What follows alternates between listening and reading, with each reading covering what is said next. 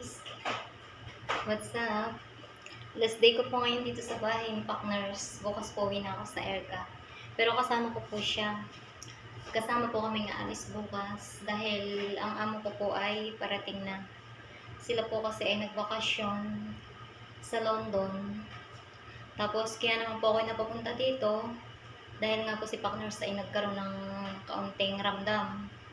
Kaya po ako inihabilin muna dito para maging substitute ni Partner sa kanyang mga gawain dito sa bahay. Ay, pero babawi naman po bukas si Partner dahil siya po ay kasama ko.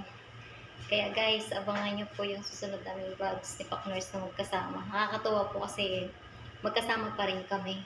Akala ko po ay ako lang ang uuwi sa bahay namin. Mas malala po dun kasi yung trabaho. Kasi ang dami pong linisin dahil wala nga pong tao na ilang araw. Kaya guys, support please. Thank you for watching.